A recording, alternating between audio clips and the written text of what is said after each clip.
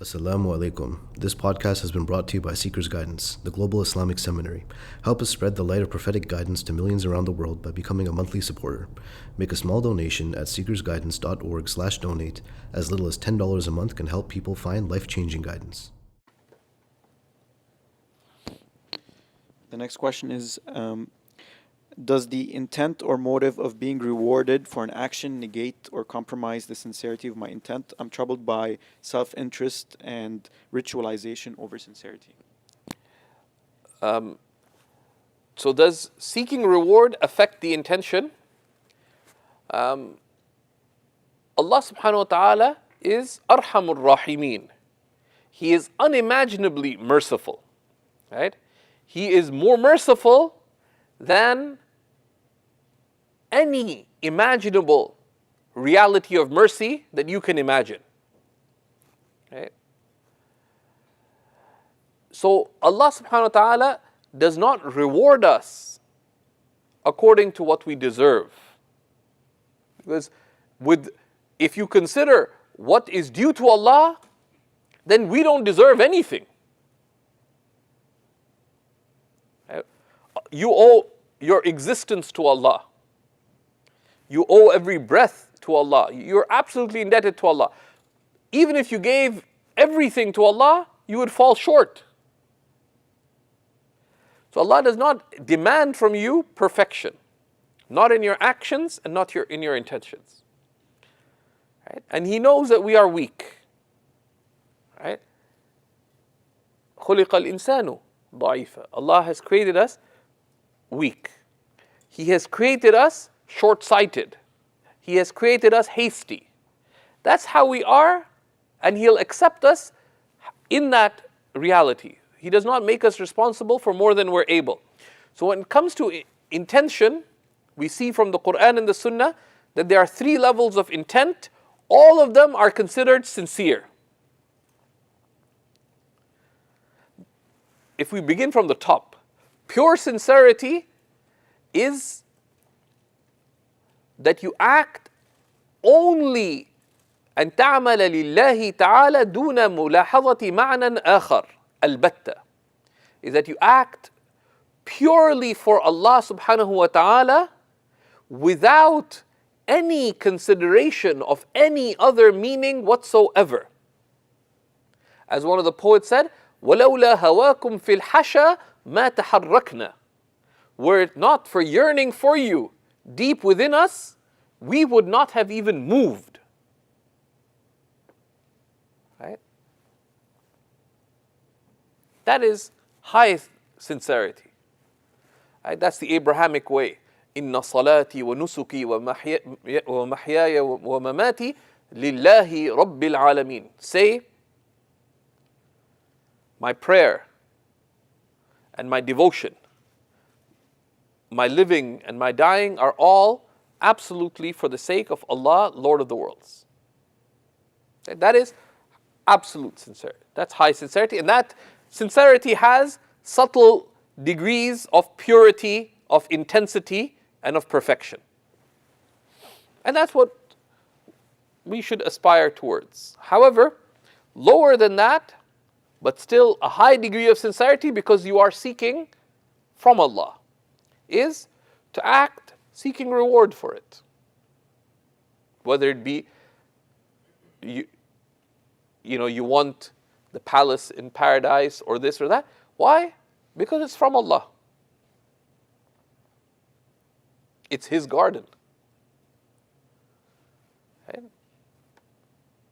And sincerity, that too is sincerity.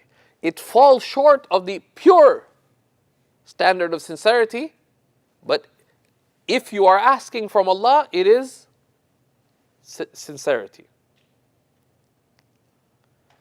Now, lower than that is if you ask from Allah for purely personal gain, even worldly.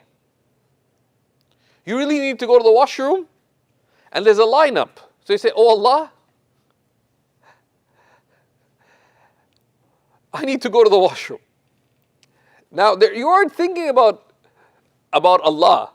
You weren't thinking about some reward in paradise. You're just thinking about getting to the toilet. That too is sincere. Why? Because you asked Allah. And He loves to be asked. So don't complicate sincerity. If you're asking from Allah, it's good. And don't complicate. Sometimes the shaitan tries to make don't try to do philosophy with the shaitan. Because he's a great philosopher. And he'll out-philosophize you. Smarter people than you have stumbled. Right? If you have a motive to do something, ask Allah and do it. And if you are confused about your intent, do the best you can and ask Allah for increase in sincerity. وَاسْأَلُ اللَّهَ الْمَزِيدِ. Ask Allah for more. Right?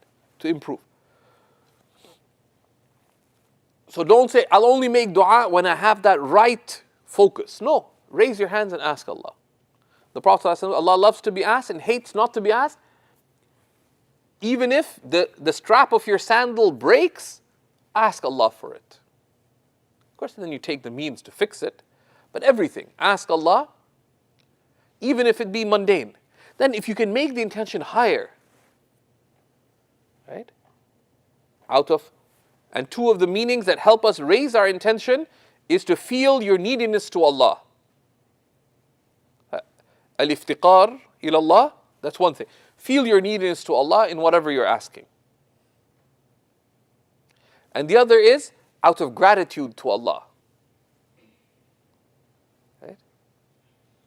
Related to neediness to Allah is to do it out of a sense of slavehood to Allah. Out of a recognition of His being your Lord. Right? And these are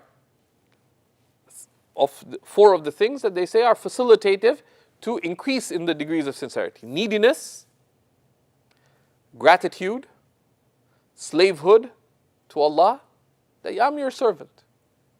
Right? And you're my Lord. Right? And what kind of Lord is He? He's merciful. Right? He is Arhamur Rahimin, the most merciful, the absolutely most merciful. So merciful that He is unimaginably beyond the highest, greatest, widest imaginable mercy. You could translate Arhamur Rahimin as unimaginably merciful. Absolutely and unimaginably merciful. And He loves to be asked. Anytime you ask, it's beloved to Him. So you keep asking. Now, to the extent that you can raise your asking, that's better. Right? But don't leave the good for not doing anything just because you don't feel you're ready for what's higher. Right? So ask. Right? Let's say you really want to buy that new car. They say, you know what? It's not about, I'm not buying the new car because I'm going to do good with it.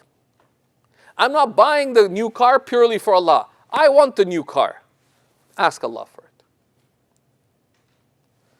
Now, if you can ask Allah for it, right?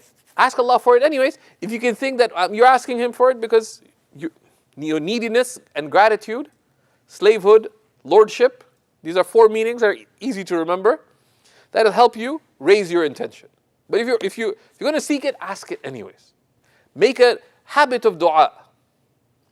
You're going to buy the ice cream.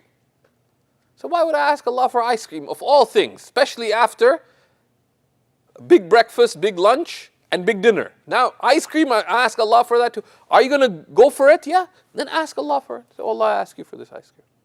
And maybe in asking for it, you may say, oh Allah, actually I ask you for good health and save me from my temptations. And you walk away, maybe it may save you from foolish decisions. But it's better to be a fool for Allah than to be a purely worldly fool. Right? So, you ask Allah for it, and it's beloved to Him. Thank Him for it. Right? Thank you for listening. This podcast was brought to you by Seekers Guidance, the Global Islamic Seminary. Visit SeekersGuidance.org to access reliable Islamic knowledge taught by qualified teachers. We offer a wide range of courses, podcasts, articles, and a world-class answer service. Support us in spreading free, reliable Islamic knowledge to millions around the world by becoming a monthly supporter. Visit SeekersGuidance.org/donate and make a small monthly commitment today. Our beloved Prophet, peace and blessings be upon him, said, "Whoever guides someone to goodness will have a similar reward." So don't forget to share this podcast and spread prophetic guidance.